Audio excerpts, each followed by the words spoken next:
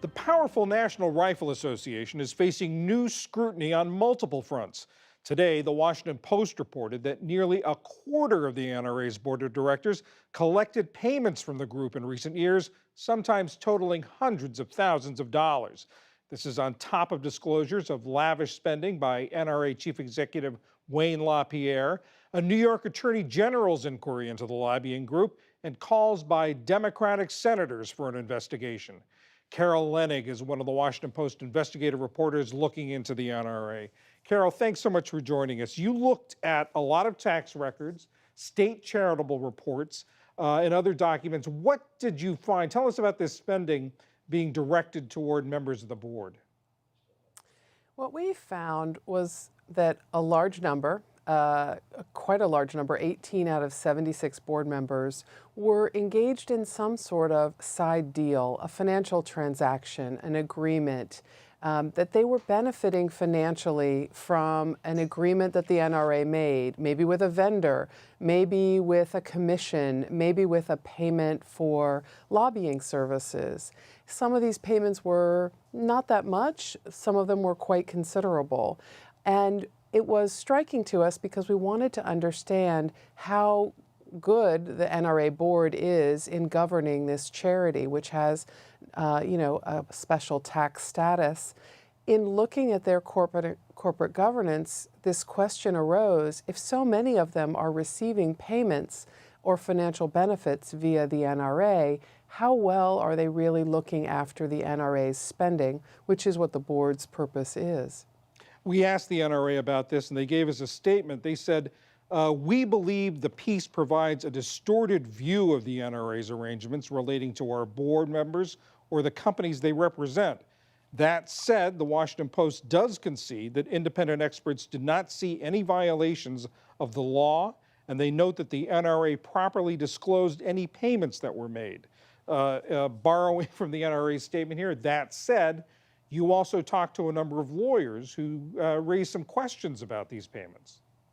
Yes, some lawyers who look particularly at charity law, the law that governs these kinds of groups that don't have to pay taxes, they said they had never seen anything like this before, for this volume or this pattern of board members to have this kind of financial stake, essentially, in the NRA's spending and business. What's important about this at this moment, John, is that, as you know, and I'm sure as many of your viewers know, the NRA is in the middle of a horrific family feud. The leadership, now run by Wayne LaPierre, and has been really run by Wayne LaPierre for at least a couple decades, is under scrutiny for lavish personal spending. The question becomes, is the board really exercising control over that kind of spending for suits, for travel, for highfalutin, private jets to the Bahamas, to Budapest? Is the board looking out for the best interests of the members who are paying the dues?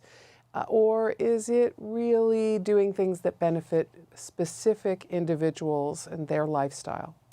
The New York Attorney General's office is looking into a lot of things, some of the things that you report this morning, the other spending that you just mentioned.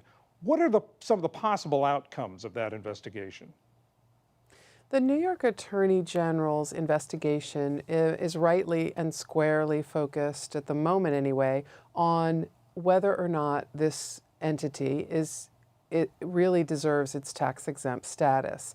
As you know, the New York Attorney General famously campaigned on the promise that she would look into the NRA's tax status and whether they were rightfully a charity as defined by the law. What could happen is that the investigators determine that the best interests of the members are not being served by this charity. We're told by sources that there is a lot of concern about whether or not these financial transactions were allowed for years to go on, undocumented, unreported to the rest of the board, and whether that was legal then, and whether or not it was legal to have many of these agreements sort of retroactively approved in recent months, which is something that we have heard the NRA has been doing in anticipation of this investigation. You talk about serving the interests of the NRA members. You spoke to some of them. What were their reactions to the things that you found? You know, that is such an interesting moment for us. I have interviewed many NRA board members and just regular dues-paying members in the past, and usually they are in shared defense of their organization, almost like they're constantly at war with anybody who critiques or questions the NRA's motives and goals. But something is changing in the ground right now because those members are telling us they're worried about cronyism, about misspending, about buying a $50 Friends of the NRA raffle ticket to help support the cause of the Second Amendment, and learning that Wayne LaPierre had suits that were $3,000 and $4,000 apiece, trips on private jets with his family, an expense account that paid for hairdressing and stylists. These members are very concerned about what's behind the curtain, and I am struck by how much that has changed, how much that tone is a shift from prior years. Carol Leonnig of the Washington Post, thank you very much. Of course.